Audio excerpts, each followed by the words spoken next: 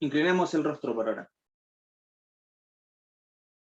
Oh Padre Santo que estás en el cielo, santificado y glorificado sea tu grandioso nombre, Señor. Padre, estamos delante de tu presencia, sabiendo de que no tenemos méritos para acercarnos a ti, no tenemos méritos para pedirte nada.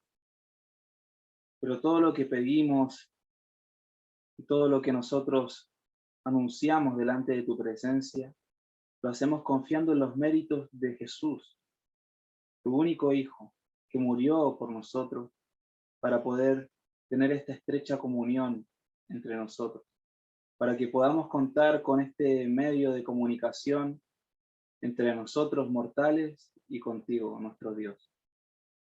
Y en esta hora rogamos que tú puedas hacer descender sobre nosotros el Espíritu Santo y elevar nuestros espíritus hacia ti, para que podamos encontrarnos contigo y encontrarnos con tu palabra y el mensaje que tú tienes para nosotros personalmente en esta hora. Gracias, Señor, te damos porque sigues derramando tu luz sobre tu pueblo y no nos dejas nunca en tinieblas. Todas estas cosas nosotros las agradecemos y las pedimos, confiando en los méritos de Cristo Jesús, nuestro único Salvador. Amén. Amén. Bueno, vamos a dejar el himno para el final, ¿ok? Porque previamente, antes de que empezáramos a grabar, ya habíamos cantado, así que vamos a proceder a compartir la presentación. Hemos estado estudiando el tema del gran conflicto. Este conflicto que hay entre el bien y el mal de hace más de 6.000 años, que ya se ha dado este conflicto, comenzó en el cielo. Y bueno, vamos a hacer un repaso, pero a la vez también a ordenar los eventos que ya hemos estado viendo, que ya hemos estado estudiando anteriormente. Lo vamos a resumir y a la vez también los vamos a ordenar en un orden cronológico para que podamos ir comprendiendo un poco más en profundidad de qué se trata todo esto.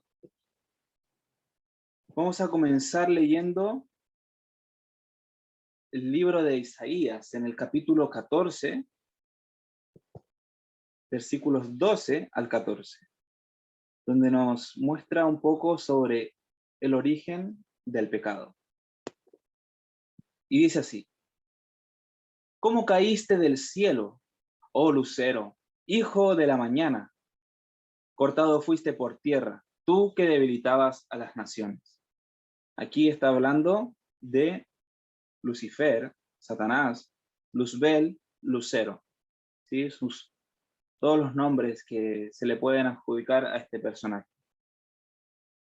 Tú que decías en tu corazón, subiré al cielo, en lo alto, junto a las estrellas de Dios, levantaré mi trono, y en el monte del testimonio me sentaré a los lados del norte. Sobre las alturas de las nubes subiré, y seré semejante al Altísimo. Satanás había sentido celos de Dios, celos de Jesús. No lo reconoció como su soberano, ni como igual a Dios. Y quiso el mismo poder que él tenía, quiso la misma gloria que él poseía. Satanás fue el primer antitrinitario de la historia del universo. ¿Y por qué lo decimos con esta categoría? Porque fue el primero en poner en duda la autoridad, el puesto y el cargo de Cristo en el cielo.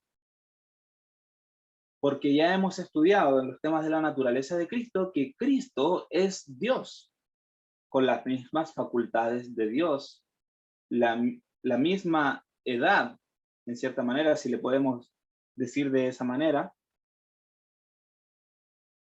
Y Satanás estaba dudando de esto, estaba poniendo en duda su autoridad. Él quería tener parte en las decisiones de Dios. Él creía que la sabiduría que se le había otorgado venía de sí mismo. Satanás amó más su propio razonamiento y rechazó las razones o los razonamientos divinos que le fueron enviados a través de los ángeles, a través de sus mismos compañeros, que le fueron diciendo de que se retractara y le empezaron a poner todos los argumentos sobre la mesa y él se convenció de que estaba equivocado, pero el orgullo en su corazón, la soberbia, fue lo que expulsó a Satanás del cielo. Y al ser expulsado del cielo, Lucifer quiso recuperar su puesto, sus honores. Él no quería arrepentirse de verdad, no estaba lamentando en verdad el haberse rebelado en contra de Dios, ni sentía tristeza por el dolor y el sufrimiento que había causado en el cielo, sino que lo que él lamentaba era haber perdido su puesto y sus honores. Pero ya era demasiado tarde, había llegado ya demasiado lejos. Y a partir de este momento, Dios tomó la decisión de ponerse bajo juicio. Y esto nosotros lo encontramos en Romanos 3, versículo 4. Y vamos a la parte desde la mitad en adelante, donde nos dice, antes bien, sea Dios veraz, y todo hombre mentiroso, como está escrito, para que seas justificado en tus palabras y venzas cuando fueres juzgado. Dios mismo se puso bajo juicio ante todo el universo y ahora es juzgado por aquellos a quienes él mismo ha creado. Ahora es juzgado por sus propias palabras. ¿Y cómo fue que Dios sea juzgado por sus propias palabras? Sabemos que Dios tiene una ley, ¿verdad? Y esta ley, según él, ¿verdad? Según su palabra, es perfecta. Según el Espíritu Santo, la ley de Jehová es perfecta. Pero Satanás dice lo contrario. Satanás decía que Dios mismo no podía, ni siquiera él, ponerse debajo de los requerimientos que él exigía. Y vamos a ver que a través de la venida de Cristo a la tierra, fue que él desmintió todo esto que estaba diciendo Satanás. Pero aún así, él sigue estando bajo juicio. Y la pregunta que nos podemos hacer todos, ¿es él el gobernante correcto para nuestro universo? La pregunta que también está en las mentes de toda la humanidad y de toda la existencia del universo, saber quién es el gobernante correcto para nuestro universo. Hay dos potencias en juego, está Dios por un lado y por otro lado está Satanás. El gobierno de Dios y el gobierno de Satanás. ¿Cuál es el mejor gobernante para llevar a cabo sus planes en el universo? Salmo 51:4 nos declara, contra ti solo he pecado, e hice lo malo ante tus ojos. Pues tú eres justo cuando hablas y sin reproche cuando juzgas. Justo en tus palabras y vencedor cuando seas juzgado. Y la ley de Dios luego fue vindicada. Estas mentiras de Satanás fueron refutadas. ¿De qué manera? Salmos 85:10. ¿Qué nos dice? La misericordia y la verdad se encontraron. La justicia y la paz se besaron. Dios hizo algo importante aquí. Satanás había dicho, Dios, tú puedes ser justo y verdadero o puedes ser misericordioso. No puedes ser las dos cosas a la vez. Pero Dios, que todo lo puede, dijo, sí puedo. Y lo hizo. ¿De qué manera? cuando nos entregó a su Hijo único en su clase, para morir por nuestras culpas. De esta manera, Él nos mostró la perfecta justicia de la ley de Dios, porque Jesús obedeció perfectamente los requerimientos divinos. Jesús, siendo Dios, no estimó el ser igual a Dios como cosa que aferrarse, sino que tomó la forma de siervo, haciéndose semejante a los hombres, y fue obediente en todo, ¿verdad? Incluso hasta la muerte, y muerte de cruz. Y de esta manera, esta justicia encarnada se besó con la paz. La misericordia divina, al entregarnos a su Hijo para morir por nosotros, se encontró con la verdad. Y esto también tiene otro cumplimiento, como lo menciona Ron Wyatt, cuando, ¿qué es lo que sucede? Como está la imagen anterior, se derrama la sangre de Cristo a través de la grieta debajo de la cruz y cae sobre el propiciatorio, sobre el arca del pacto, confirmando este pacto perpetuo, la ley de Dios vindicada. Fue Satanás, y esta cita es del libro Conflicto Inminente, página 14, párrafo 3, donde nos dice que fue Satanás el que impulsó al mundo a rechazar a Cristo. El príncipe del mal hizo cuanto pudo y empleó toda su astucia para matar a Jesús, pues vio que la misericordia y el amor del Salvador, su compasión y su tierna piedad estaban representando ante el mundo el carácter de Dios. Satanás disputó todos los acertos del Hijo de Dios y empleó a los hombres como agentes suyos para llenar la vida del Salvador de sufrimientos y penas. Ahora, viendo que no es mayor el siervo que su Señor, ¿no es algo que nosotros también tendremos que pasar en algún momento? Tener la oposición de los hombres, agentes de Satanás, que van a emplear todos los artilugios para que nosotros tengamos vidas llenas de sufrimientos y de pena. Los sofismas y las mentiras por medio de las cuales procuró obstaculizar la obra de Jesús. El odio manifestado por los hijos de rebelión, sus acusaciones crueles contra aquel cuya vida se rigió por una bondad sin precedente. Todo ello provenía de un sentimiento de venganza profundamente arraigado. Los fuegos concentrados de la envidia y de la malicia, del odio y de la venganza, estallaron en el Calvario contra el Hijo de Dios, mientras el cielo miraba con silencioso horror. Y aquí se reveló el verdadero carácter de Satanás. Y aquí fue donde se cumplió la caída definitiva de Satanás, que le encontramos en Lucas 10:18, donde Jesús les dijo: yo veía a Satanás caer del cielo como un rayo. Esta no es la primera caída de Satanás cuando fue expulsado del cielo. Esta caída es la pérdida de credibilidad de Satanás ante los ángeles de Dios y ante el universo entero, ante los mundos no caídos. ¿Cuándo sucedió esto? Cuando Cristo murió en la cruz. Y luego prosigue este plan de redención. Ya hemos visto que se originó en el cielo, fueron pasando algunos sucesos, ¿verdad?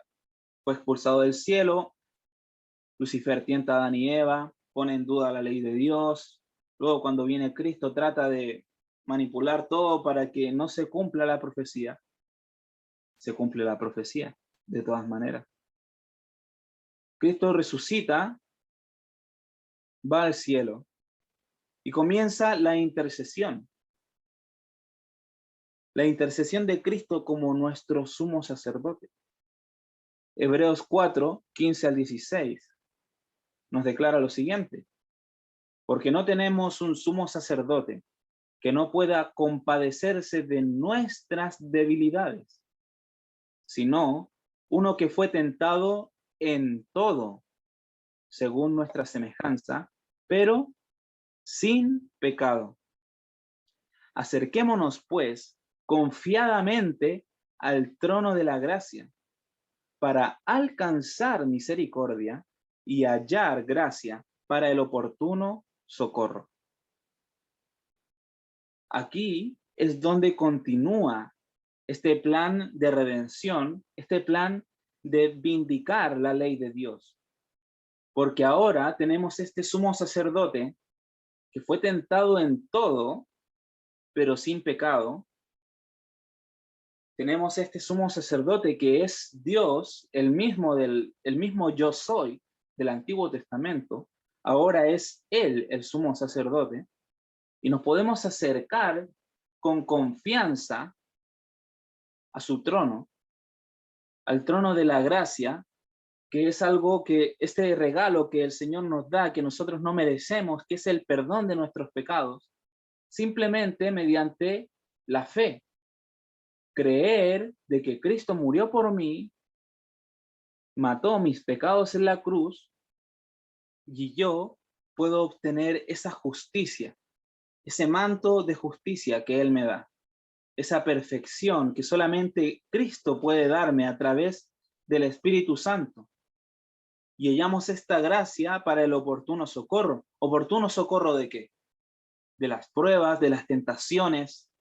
Y tenemos esta gracia vencedora que nos habilita y nos permite poder sobreponernos a las tentaciones y a las pruebas y vivir una vida perfecta.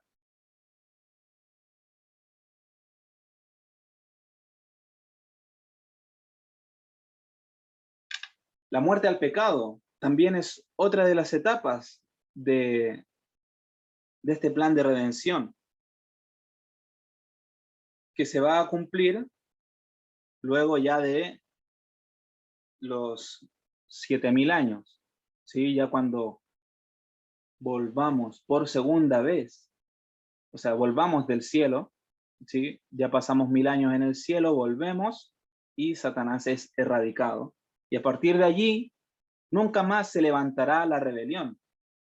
Y esto lo encontramos en el libro La verdad sobre los ángeles, que nos dice así: la muerte de Cristo sobre la cruz aseguró la destrucción de aquel que tiene el poder de la muerte y fue el originador del pecado. Por lo tanto, ya Satanás está vencido, pero aún hay una obra que debe hacerse, y vamos a irlo viendo más adelante.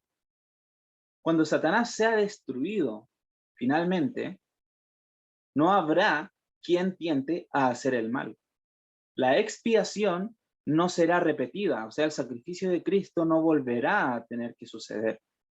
Y no habrá peligro de otra rebelión en el universo de Dios. Lo único que pudo efectivamente vencer el pecado en este mundo, también evitará un nuevo brote de pecado en el cielo.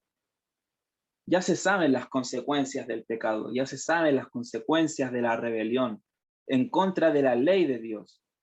Ya se saben que es muerte, tristeza, desolación, llanto, sufrimiento, calamidades, destrucciones. Por lo tanto, sabiendo todo esto, a nadie le van a quedar ganas de volver a lo mismo. Y aún así, si es que llegara a ocurrir, sería destruido de inmediato. Porque ya hay un precedente y no se puede volver a repetir la historia. El significado de la muerte de Cristo será entendido por ángeles y santos.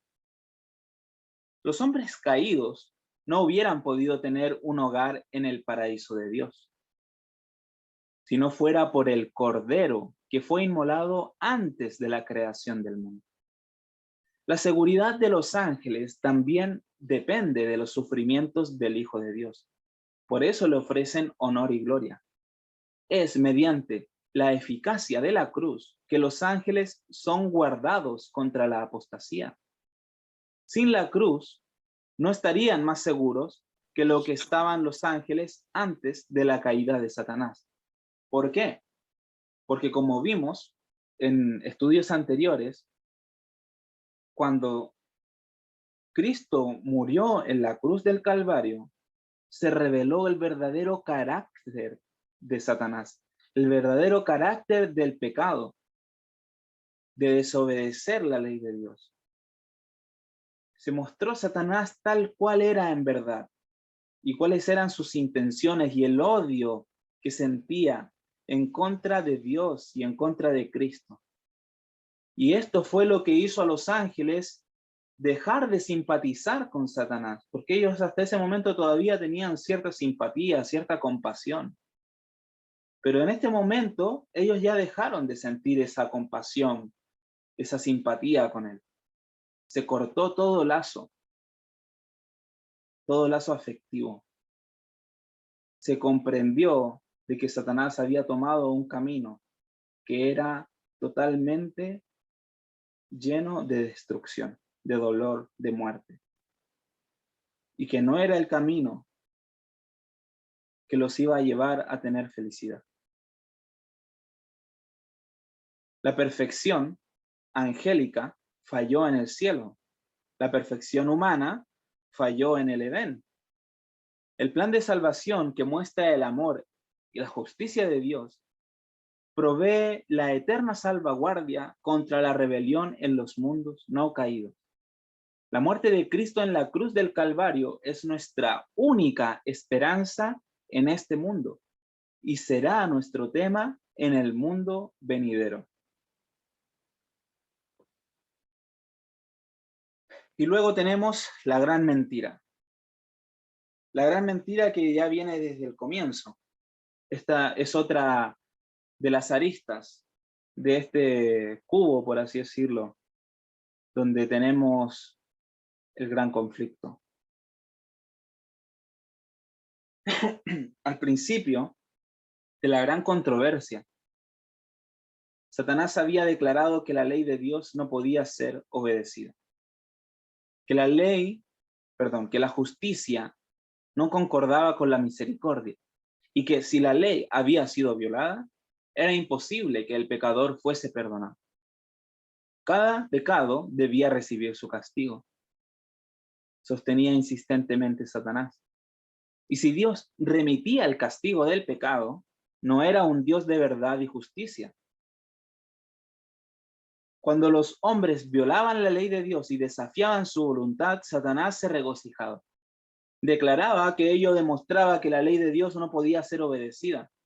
El hombre no podía ser perdonado, por cuanto él mismo, después de su rebelión, había sido desterrado del cielo. Satanás sostenía que la familia humana debía quedar privada para siempre del favor de Dios. Insistía en que Dios no podía ser justo y al mismo tiempo mostrar misericordia al pecador. Como vimos previamente, esto lo demostró en la cruz. Refutó esta mentira, pero ¿qué es lo que sucede? ¿Cuál es la diferencia entre Satanás y nosotros? Esto también lo estudiamos hace algunos estudios. La diferencia es que Satanás pecó en un lugar donde tenía todas, pero todas las evidencias de la bondad y el amor de Dios. Él vivía en la atmósfera del cielo, él estaba a la diestra del trono, o sea, él sabía cuán perfecta es la ley de Dios, él conocía a Dios. Lo había visto, había estado con él, en compañía de él, había estado en el cielo, sabía de la existencia del cielo, lo había tocado, lo había palpado, lo había visto, lo había captado con sus 5 sentidos. Nosotros nunca hemos estado allá.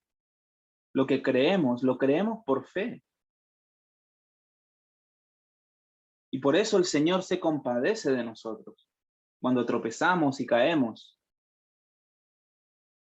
Porque nosotros somos engañados para ir en contra de Él. Al igual como Adán fue engañado para ir en contra de Dios. Los ángeles no comprendieron los planes de Dios al no destruir inmediatamente a Satanás. Tampoco no lo comprendieron cuando no lo destruyó cuando Cristo murió en la cruz. ¿Por qué no terminar el conflicto ahí si ya se demostró qué es lo que había pasado? Se demostró cuál era el carácter de Satanás, contrario al carácter de Dios. Y muchos hoy en día tampoco lo entienden. Y esto es algo muy importante que nosotros debemos comprender. Había algo que debía suceder todavía. Debía darse la oportunidad al hombre, a nosotros, a la humanidad, de elegir a quién servir. Si al príncipe de la luz o al príncipe de la oscuridad. Y en el transcurso de los años posteriores a la muerte de Cristo se iban a mostrar tal cual era. Ya Satanás no podía seguir usando ese disfraz delante de los otros mundos, delante de los ángeles de Dios. Quizás delante de nosotros se puede disfrazar si es que no estamos velando y orando.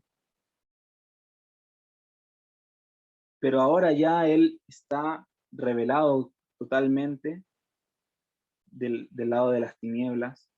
Por más que se vista de ángel de luz, tenemos la luz que nos ilumina, que es la palabra de Dios, para darnos cuenta de quién es quién.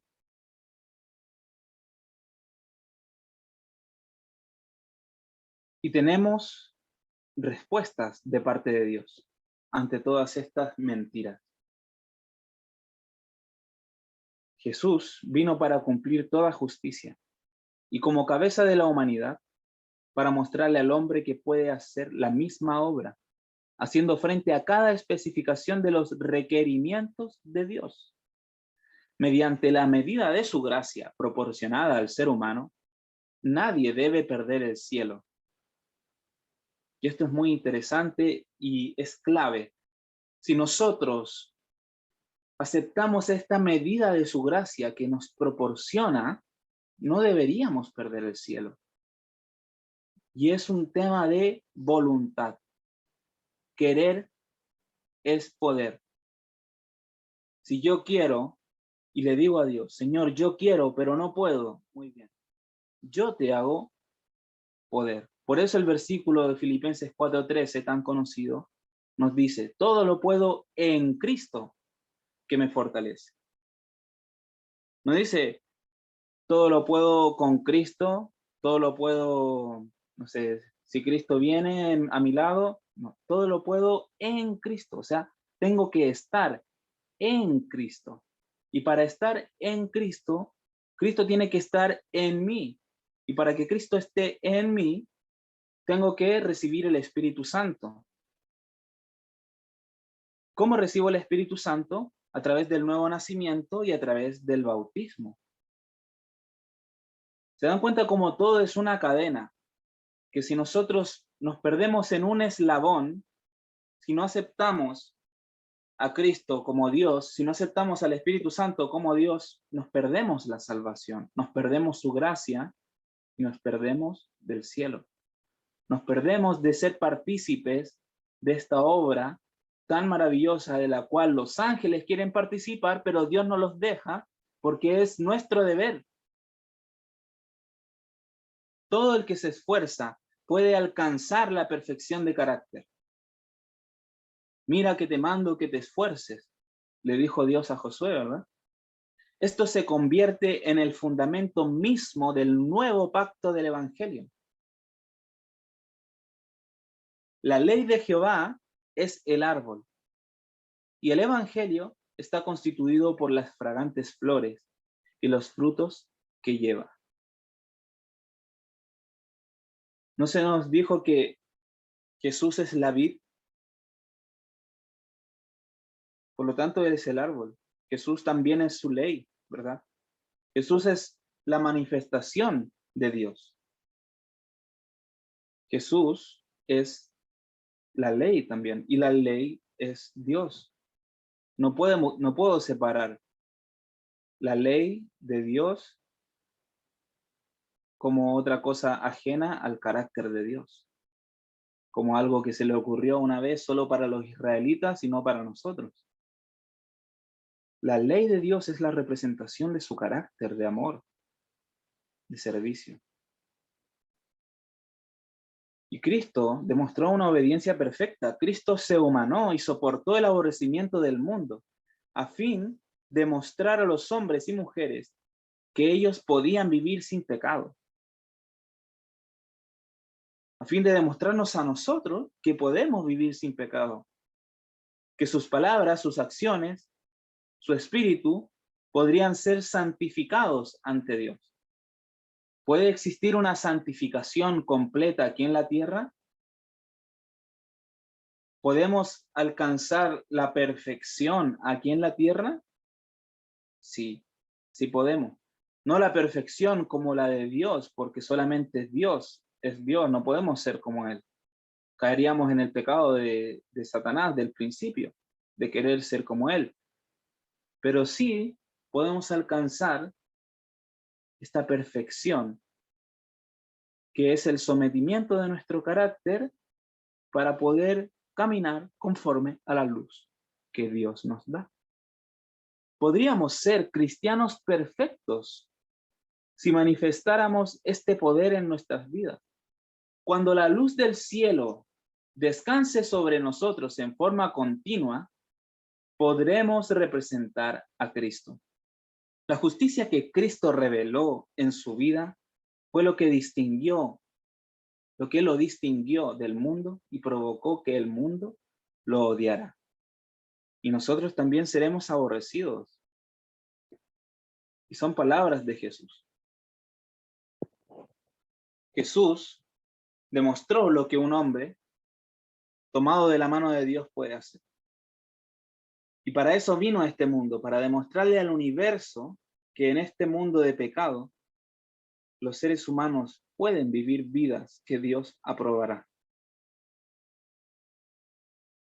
Muy bien, ¿quién ganará al final? Llegado casi al fin de este conflicto de 6.000 años, la ley de Dios será puesta en contra de la ley del hombre, y la ley del hombre será puesta en contra de la ley de Dios. La ley de Dios en nuestro corazón.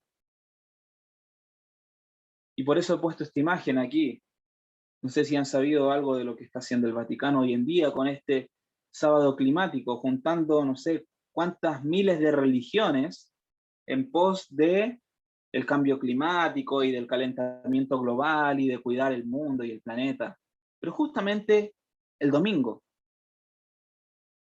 poniendo algo que parece ser bueno, que no digo que no sea bueno cuidar de las cosas que Dios nos da, cuidar de las plantas, cuidar, o sea, es la tarea que Dios le entregó a Adán y a Eva, ¿verdad? Cuidar de los animales, del campo, cuidar de las plantas, del jardín,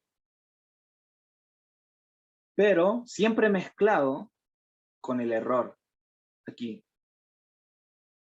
Y poniendo este domingo, al principio algo muy sutil. ¿Qué tiene que ver todo esto? Vamos a ver Apocalipsis 13, versículos 15 al 17. Nos dice, y se le permitió infundir aliento a la imagen de la bestia, para que la imagen hablase e hiciese matar a todo el que no la adorase. Por lo tanto, tenemos aquí una bestia y una imagen que habla y hace matar a todo el que no la adora.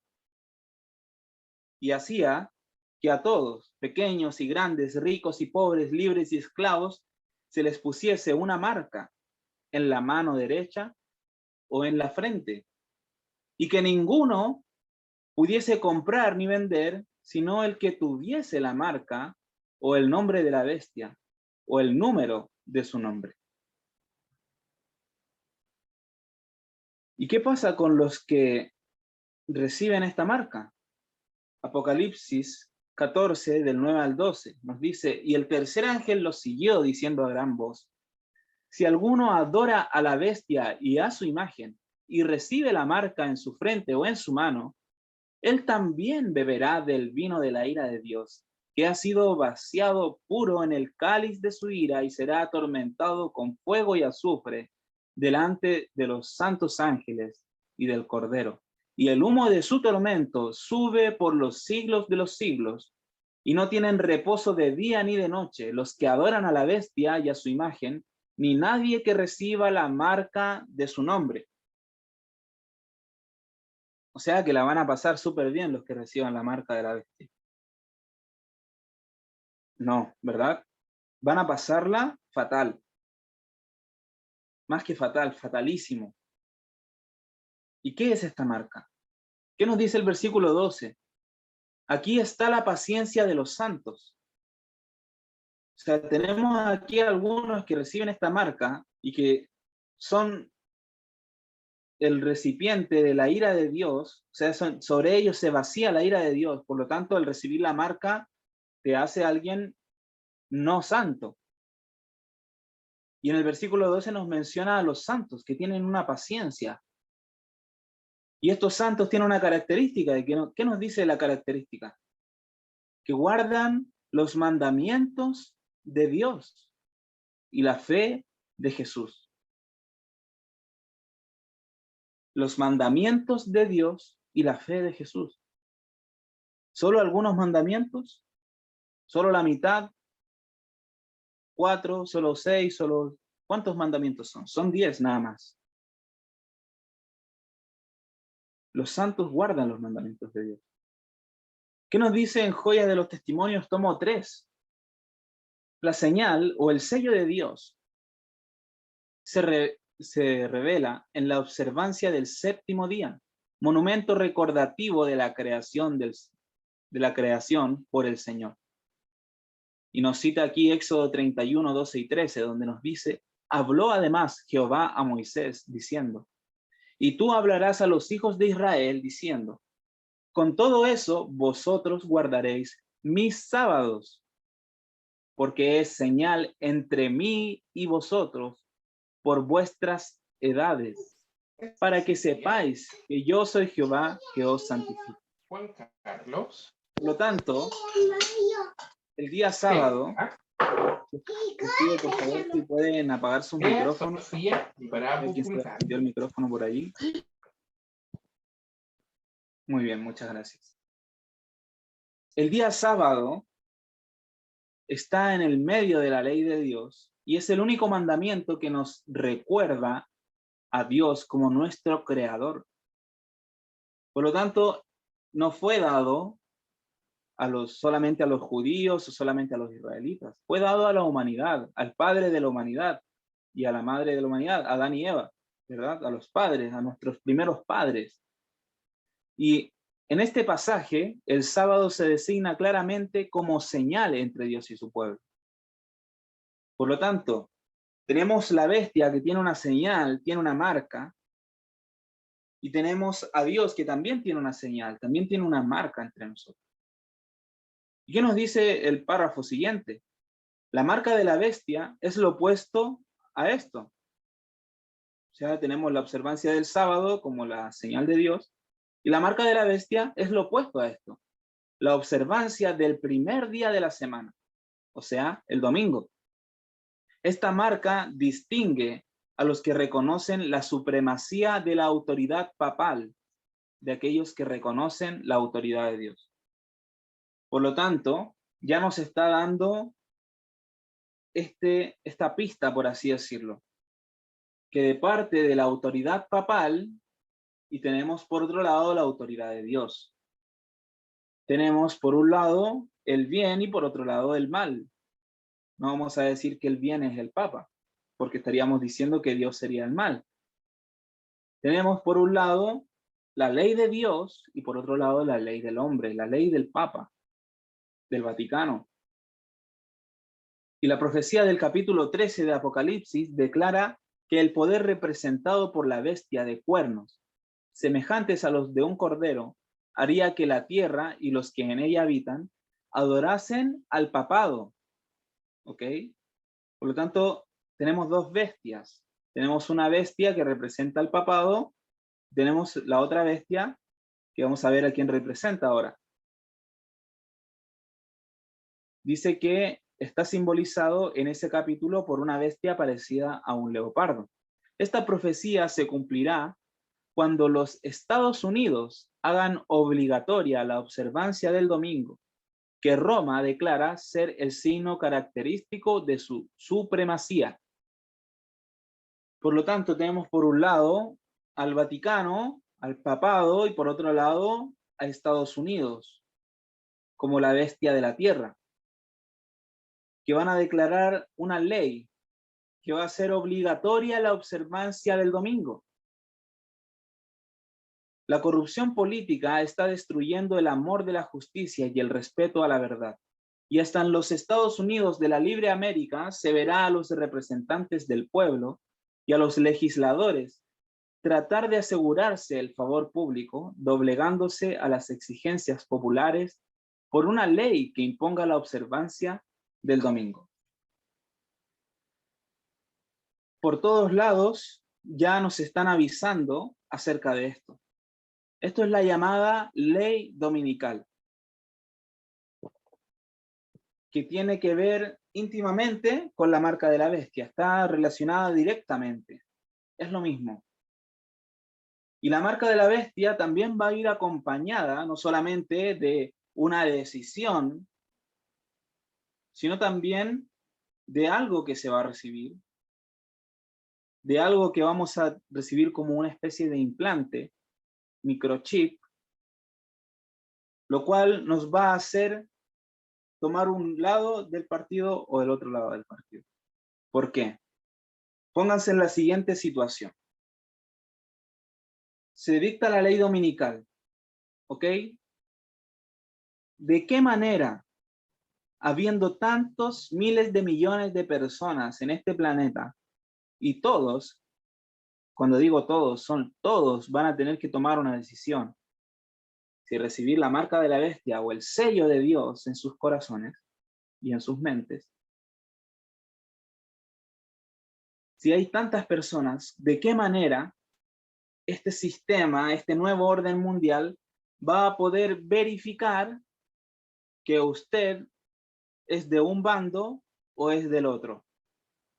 Simplemente le van a preguntar y le van a decir, a ver, usted, Juanito Pérez, ¿usted recibió la marca de la... sí, sí, yo ya adoro el domingo y no el sábado, y se va. ¿Solo por la palabra le van a tomar la palabra y le van a creer?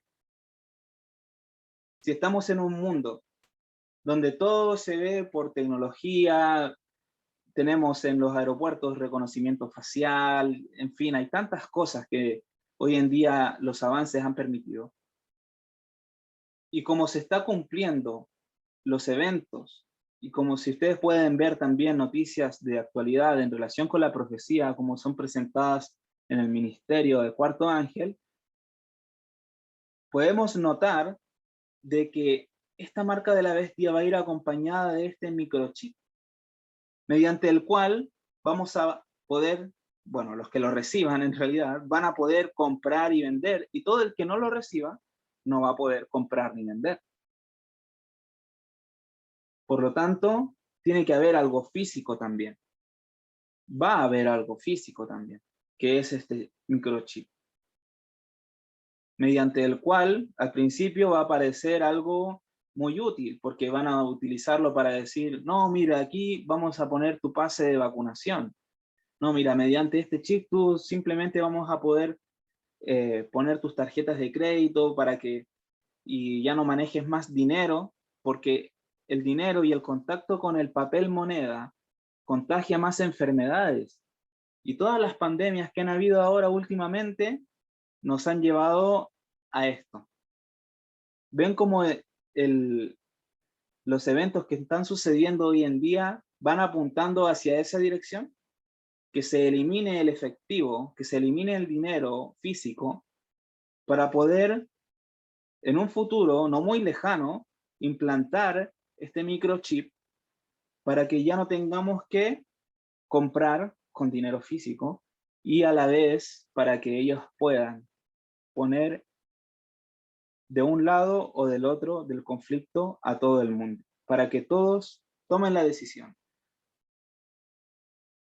Pero hay una generación que no peca.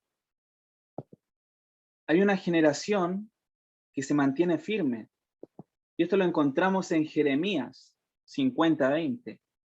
En aquellos días y en aquel tiempo, dice Jehová, la maldad de Israel será buscada y no aparecerá, y los pecados de Judá y no se hallarán, porque perdonaré a los que yo hubiere dejado. Va a llegar un momento en el cual van a estar tratando de buscar, bueno, en realidad, nadie va a estar tratando de buscar nada porque van a ver esta generación, estos personajes que vamos a ver quiénes son, los cuales ya no van a tener pecados porque Dios los va a haber perdonado y ellos no volverán a pecar. Porque tienen que demostrar que se puede vivir sin pecar, así como Jesús lo demostró. Apocalipsis 7, del 1 al 4.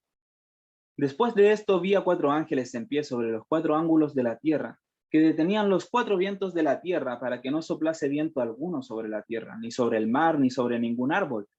Vi también a otro ángel que subía de donde sale el sol, y tenía el sello del Dios vivo. Y ya vimos cuál era ese sello, ¿verdad? Y clamó a gran voz a los 4 ángeles, a quienes se les había dado el poder de hacer daño a la tierra y al mar, diciendo, no hagáis daño a la tierra, ni al mar, ni a los árboles, hasta que hayamos sellado en sus frentes a los siervos de nuestro Dios. Y oí el número de sellados, 144,000 sellados de todas las tribus de los hijos de Israel.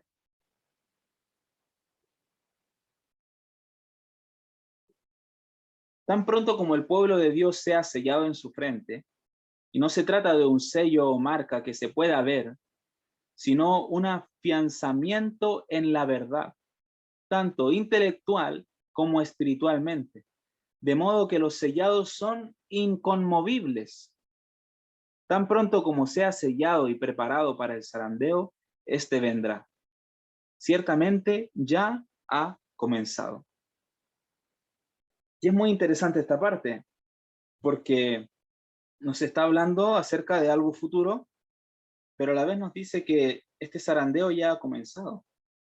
Por lo tanto, este afianzamiento en la verdad, tanto intelectual como espiritual, ya ha comenzado desde los tiempos de Ellen White en 1902. ¿Cuál es este afianzamiento en la verdad? El sábado bíblico, los 10 mandamientos, la ley de Dios, la justificación por la fe. Cristo me hace capaz de guardar la ley de Dios. Cristo me da su manto de justicia y me vuelve perfecto. Este es el sello de Dios. Y me vuelvo inconmovible porque yo no quiero ir en contra de la voluntad de Dios, porque a mí me interesa mucho más el honor de Dios que mi propia vida. La iglesia del cielo, unida con la iglesia de la tierra, está peleando la buena batalla de la fe en este mundo.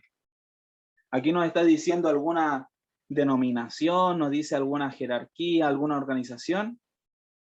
Nos dice que hay una iglesia en el cielo que es la misma que la iglesia de la tierra, la iglesia de Dios. Dios tiene un pueblo y son los que guardan los mandamientos de Dios y tienen la fe de Jesús. Y debe producirse una purificación del alma aquí en la tierra, en armonía con la purificación efectuada por Cristo en el santuario celestial.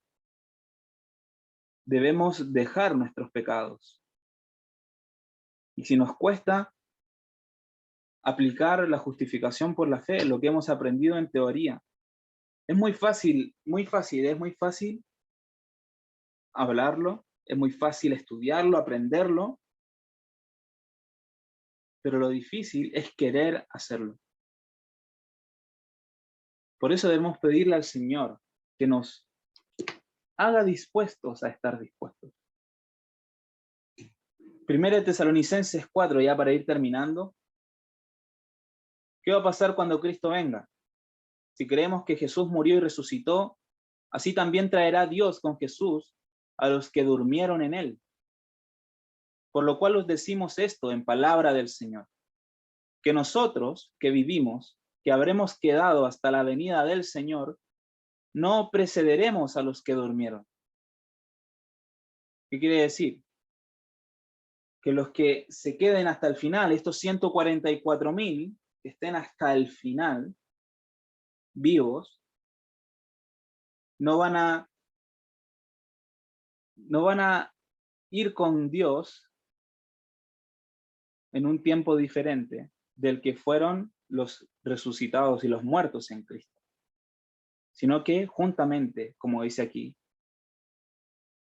serán llevados los dos en el aire, porque el Señor mismo, con voz de mando, con voz de arcángel y con trompeta de Dios, descenderá del cielo, y los muertos en Cristo resucitarán primero. Luego nosotros, los que vivimos, los que hayamos quedado, seremos arrebatados juntamente con ellos en las nubes para recibir al Señor en el aire, y allí estaremos siempre con el Señor. Por lo tanto, tenemos dos grupos entre los salvos: los que resuciten para vida eterna y los 144.000 que son los que van a estar vivos. Y aquí esta cita muy interesante que nos habla de Enoc, y vamos a terminar hablando de Enoc. Enoc representa, esto está en Sermones Escogidos para el que lo quiera buscar, Enoc representa a quienes estarán vivos cuando Cristo venga, los que serán trasladados al cielo sin experimentar la muerte. Por lo tanto, Enoc representa a los 144.000. También habrá mártires. Mensajes Selectos nos dice que lo mejor que podemos hacer es estar en estrecha comunión con Dios.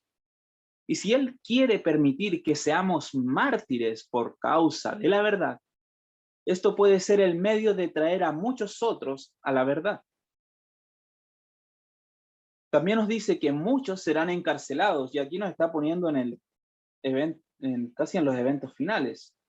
Muchos serán encarcelados, muchos, para salvar sus vidas, huirán tanto de las grandes ciudades como de las poblaciones pequeñas.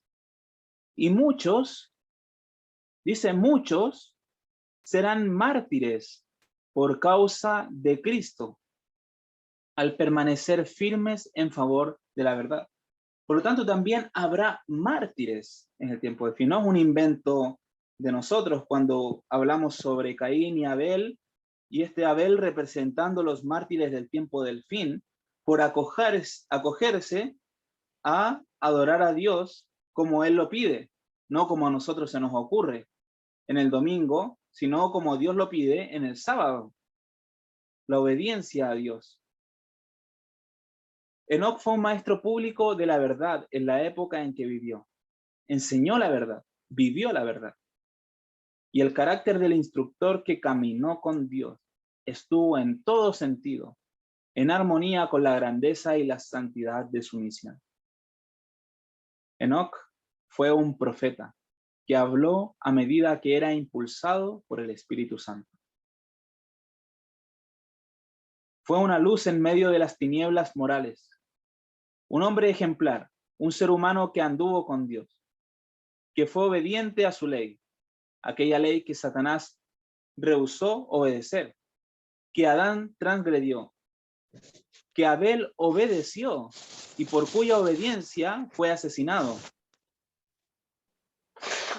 Y anteriormente nos decía que Enoc representa a los 144.000. Por lo tanto, Abel, ¿a quién representa? A los mártires, que por cuya obediencia serán asesinados. La historia se repite. Todo lo que antes fue escrito para nuestra enseñanza fue escrito para nosotros sobre quienes han llegado los fines de los tiempos. 1 Corintios 10:11. Y ahora Dios demostraría al universo la falsedad de la acusación del enemigo, de que el hombre no puede guardar la ley divina. Demostraría que aunque el hombre había pecado, podría relacionarse con Dios, de tal manera que poseería la mente y el espíritu del Señor. Y sería un símbolo representativo de Cristo. este hombre santo fue el elegido de Dios para denunciar la iniquidad del mundo y para dar testimonio de que es posible para el hombre guardar toda la ley de Dios. Los 144,000, al igual que Enoc, demostrarán, y ese es el objetivo de los 144,000, y por eso Dios no destruyó a Satanás cuando Cristo murió en la cruz, sino que esperó 2,000 años para que esto sucediera, porque tenía que desarrollarse la historia de tal manera que el Vaticano dominara el mundo con su nuevo orden mundial, impusiera este día de reposo falso en contra del mandato divino, para que se levanten los 144,000 Enoc, los 144,000 Cristos, que van a demostrar ante el universo entero que aunque el hombre había pecado, podría relacionarse con Dios de tal manera que poseería la mente y el espíritu del Señor. Van a demostrar al universo la falsedad de la acusación del enemigo de que el hombre no puede guardar la ley divina. Satanás todavía cree que tiene una esperanza de ser salvo. Satanás todavía cree que él puede excusar sus pecados. ¿Por qué lo cree todavía? Y muchos pastores están enseñando que el diablo se va a salvar. Y esto es totalmente falso, señores. ¿Por qué él tiene esta esperanza? Porque él dice, si los perdonas a ellos, que son pecadores, también tienes que perdonarme a mí. Porque ninguno de ellos cumplió los requerimientos de tu ley. Por lo tanto, no me puedes exigir lo mismo a mí. Tiene que haber una ley pareja para todos. Por esto es que Dios levanta esta última generación que van a ser los que van a relacionarse con Dios de tal manera que van a poseer la mente de Cristo. Y serán elegidos por Dios para denunciar la iniquidad del mundo y para dar testimonio con sus propias vidas de que es posible para el hombre guardar toda la ley de Dios. El honor de Dios es lo que está en juego. ¿De qué lado estás tú? Tenemos que elegir un bando. Y cada uno decide. Cristo viene el 2031.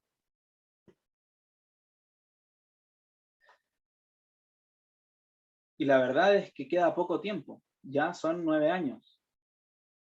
8 si contamos solamente hasta el 2030. Así que, hermanos, vamos a proseguir, si Dios quiere, profundizando ya en estos temas finales.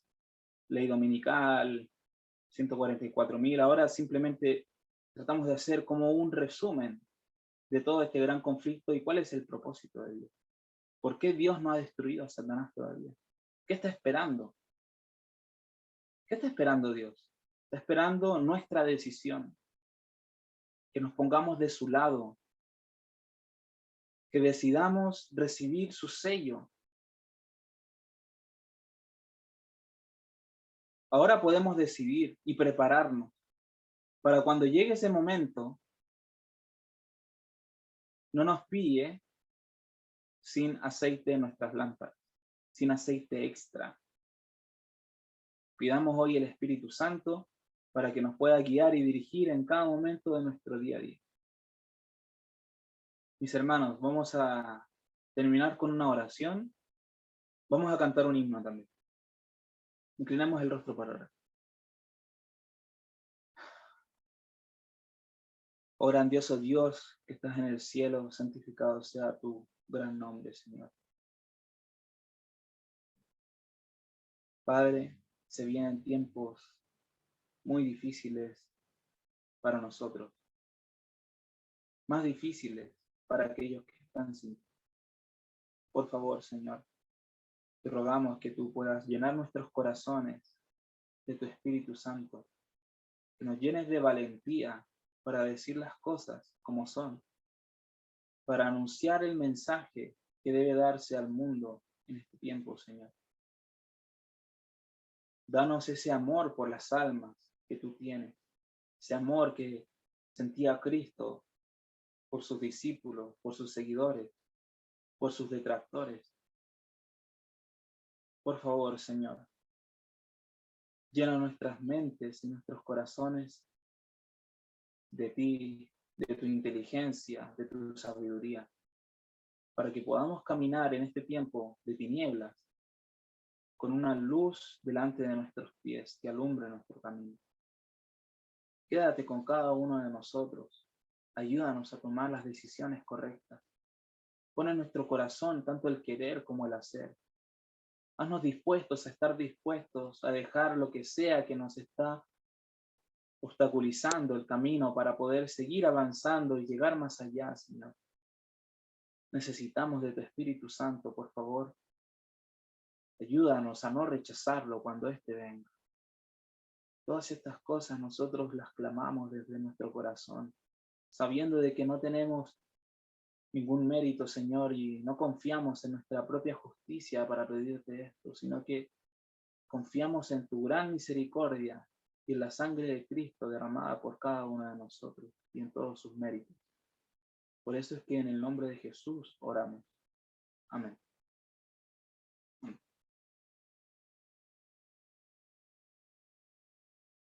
Bueno, y vamos a cantar.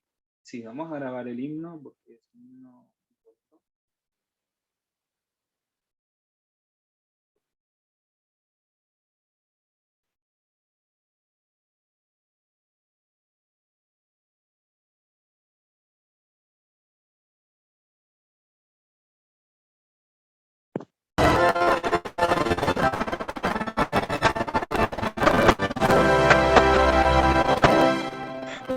Castillo fuerte es